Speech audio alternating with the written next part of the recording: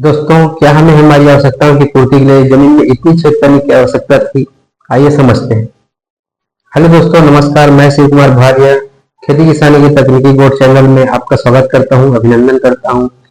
आज मैं आपके लिए वाटर हार्वेस्टिंग तथा वाटर कंजर्वेशन से संबंधित कुछ नई एवं उपयोगी जानकारी लेकर आया हूं। तो प्लीज वीडियो को स्किप न करें, पूरा देखें ताकि आपको पूरी जानकारी मिल सके और जब भी आप प्लानिंग करें वाटर हार्वेस्टिंग की तो यह वीडियो आपके काम आ सके। साथ ही चैनल को सब्सक्राइब करें ताकि जो जानकारी हम दे रहे हैं वह अब तक समय पर मिलती रहे। दोस्तों, हम या आप लोग जब भी बोर खनन करवाते हैं तो हमेशा देखे होंगे कि बोर जब खनन करवाते हैं तो इस बात की कोई गारंटी नहीं रहती कि उस जगह में पानी निकलेगा या नहीं निकलेगा। साथ ही यह भी गारंटी नहीं रहती कि यदि पानी निकलेगा भी तो वह कितने देर तक निकलेगा, क्या 10 मिनट निकलेगा, 20 मिनट निकलेगा या आधा घंटा निकलेगा, इसकी कोई गारंटी नहीं रहती है। उसके बावजूद भी हम बोर खनन करवाते हैं ताकि हमें पूरी जिंदगी भर पानी की कमी ना रहे। लेकिन दोस्तों, वाटर लेवल इधर दिनों दिन डाउन होता जा रहा है। साथ ही जो लोग हैं सभी को अपने घरों में बोर चाहिए, सभी अपने खेतों में बोर चाहिए। तो इस चक्कर में सभी क्या कर रहे हैं, बोर खनन करवा रहे हैं। यदि आपका जो पड़ोसी है, आप बोर खनन करवाए हैं, मान लीजिए 10-20 मिनट चल रहा है, यदि आपका पड़ोसी भी बोर खनन करवाता है तो इस केस में आपका जो बोर है उसकी पानी की जो देने की क्षमता है वह कम हो जाती है। साथ ही कुछ दिन बाद वह बंद भी हो जाती है, वाटर लेवल डाउन होने के कारण वो बंद हो जाती है। क्योंकि लोग यहाँ पर दिनों दिन पानी तो निकाल रहे हैं, लेकिन वहाँ पर वाटर रिचार्ज का जो जितना होना चाहिए वहाँ पर वाटर रिचार्ज उतना हो नहीं पा रहा है। यदि वाटर लेवल हमारे बोर से नीचे भी चला जाता है तो हम क्या करते हैं, उससे और ज्यादा गहरा करवाते हैं। तो इसी सब बातों को ध्यान में रखते हुए आज जो हम तकनीक बताने वाले हैं वह वैसे तो यूट्यूब पर या कई जगहों में कई बुलेटिन आपको मिलेंगे वाटर हार्वेस्टिंग के, कई स्ट्रक्चर्स मिलेंगे वाटर हार्वेस्टिंग के लिए बड़े लेवल पर, घरेलू स्तर पर, गवर्नमेंट लेवल पर कई प्रकार के वाटर हार्वेस्टिंग स्ट्रक्चर या वाटर कंजर्वेशन के लिए मिलेंगे। उसी में से कुछ नई जानकारी चुनकर आप तक पहुंचाने की कोशिश कर रहा हूँ इस वीडियो में। साथ ही यह गारंटी भी नहीं है कि हमें हमेशा पानी मिलता रहेगा।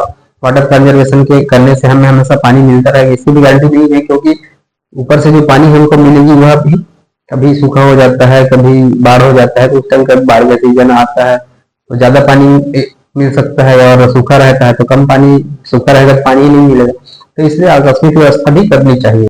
और इसके बाद जो जो हार्वेस्टेड वाटर है, जिसको हमने हार्वेस्ट किया हुआ है, कंजर्व किया हुआ है, उसको हम हमारे जो बाकी दैनिक यूज के लिए है, बाकी जो घरेलू दैनिक यूज के लिए है, जैसे गाड़ी धोना हो गया, कपड़ा धोना हो गया, नहाना हो गया, घर साफ सफाई में हो गया, कपड़े की साफ सफाई में हो गया, कोई गार्डनिंग कर रहा है, छत में गार्डनिंग कर रहा है, कोई बगल में चेम्बर में खेती कर रहा है, गमला उमला लगाए हैं घरों में, तो उन सब में उपयोग कर सकते हैं वाटर हार्वेस्टिंग करने के लिए। मतलब हमें हमें हर चीजों के लिए हमें भूगर्भ से, जमीन के अंदर से पानी निकाल कर देने की जरूरत नहीं है। और दोस्तों, मैं ये कहना चाहूंगा कि हम बहुत भाग्यशाली हैं कि हमें मानसून जैसा वरदान मिला हुआ है। यदि हम किसी भी प्रकार से इसके वर्षा का जो जल है उसको सहेज ले तो हमें इतनी मात्रा में जमीन में छेद करने की आवश्यकता नहीं है कि हम पूरे भूगर्भ का जो पेयजल स्टोर है उसको खत्म कर दें। तो दोस्तों, हम बोर खनन के बारे में बात कर रहे थे। तो जो बोर खनन एक अनसर्टेन प्रोसेस है जिसमें पानी निकलेगी या नहीं निकलेगी इसकी गारंटी तो कोई नहीं देता। हालांकि हम अपने सेटिस्फेक्शन के लिए चेक करवाते हैं और वाटर लेवल भी चेक करवा लेते हैं और पानी की मात्रा वहां पर कैसी है वो भी चेक करवा लेते हैं। कोई मशीन से करवाता है, कोई जो लोकल पानी चेक करने वाला है उससे करवाता है। लेकिन अनसर्टेन चीज है, मतलब मिलेगी ही पानी वहां पर, इसकी कोई गारंटी नहीं रहती। इस केस में कई बार हमारा जो 1.5 से 2 लाख रुपया है, पैसा है, वो खर्च हो जाता है। तो आज हम इसी खर्चे में वाटर हार्वेस्टिंग तथा वाटर कंजर्वेशन के बारे में चर्चा करेंगे, या तो वो उससे कम खर्चा में भी तैयार कर पाए। आप एक मोटा मोटी हिसाब करते हैं, जैसे आपके पास 100 स्क्वायर मीटर का छत है, मतलब 10 बाई 10 मीटर का छत है, जिसको हम 100 स्क्वायर मीटर बोलते हैं। और जो मानसून वर्षा है वो 1200 मिलीमीटर हमारे क्षेत्र में होती है। तो जो 10 बाई 10 का जो क्षेत्र है, हमारा कैचमेंट एरिया, हमारा छत, उससे हम पूरे सीजन में 4 महीने में जहाँ पर 1200 mm वर्षा होती है वहां पर हम 1,20,000 लीटर पानी स्टोर कर सकते हैं, जो हमें प्रतिदिन 329 लीटर के हिसाब से पानी मिलेगा। और यह जो पानी है, मतलब यदि आपका उपयोग करने का जो प्रतिदिन का उपयोग ज़्यादा है तो आपको जो छत का साइज है उसको बढ़ाना पड़ेगा या कैचमेंट एरिया को बढ़ाना पड़ेगा। और साथ ही इसका जो स्टोरेज टैंक है उसका साइज को भी उसके हिसाब से बढ़ाना पड़ेगा। अब थोड़ा कैलकुलेशन की ओर चलते हैं, गणना की ओर चलते हैं, कैसे ये 1,20,000 पानी हम 10x10 जो हमारी छत है उससे कैसे स्टोर करेंगे, इसके बारे में थोड़ा सा देखेंगे। तो दोस्तों, हमने यहाँ पर जो 10x10 का या मीटर का या फिर 100 स्क्वायर मीटर का जो छत है, और हमने जो वर्षा लिया हुआ है, मानसून वर्षा जो 4 महीने में होता है या 120 दिन में होता है, वह 1200 मिलीमीटर लिए हुए हैं। अब सर्वप्रथम जो 1200 मिलीमीटर वर्षा है उसको हमें मीटर में कन्वर्ट करना होगा, मीटर में बदलना होगा। इसके लिए हम सीधे उसको 1200 mm को 1000 से भाग दे देंगे तो 1.2 मीटर हमको जो बारिश की ऊंचाई है वह 1.2 मीटर प्राप्त हो जाएगी। इसके बाद जो हमारे छत का साइज है 10x10 का या 100 वर्ग मीटर का, उसमें हम 1.2 मीटर को गुणा कर देंगे। गुणा करने के बाद हमें जो टोटल हमारा वर्षा जल है जो हमने कलेक्ट करने वाला है या कलेक्ट करेंगे, उसका जो वॉल्यूम है या आयतन है वह हमें मिल जाए। तो जब इसको गुणा करेंगे तो हमें वर्षा जल का वॉल्यूम या आयतन जो है वह 120 क्यूबिक मीटर या 120 घन मीटर मिल जाएगा। अब यहाँ पर आपको पता होगा कि 1 घन मीटर बराबर 1000 लीटर होता है ना। तो यहाँ पर हमारा जो कितना घन मीटर हमको पानी स्टोर करना है, 120 घन मीटर। तो 120 घन मीटर को हम गुणा कर देंगे 1000 लीटर से, तो कितना पानी स्टोर करना होगा या कितना पानी स्टोर हो रहा है, 1,20,000 लीटर। अब देखिए 1,20,000 लीटर में हमें वर्ष भर की 329 लीटर पानी प्रतिदिन मिलेगी। इस बारे में आप विचार करिए कि आप इस पानी को कहाँ उपयोग करेंगे और क्या हमें 329 लीटर पानी प्रतिदिन के लिए हम स्टोर करेंगे तो क्या हमें खोदने की आवश्यकता है जमीन को।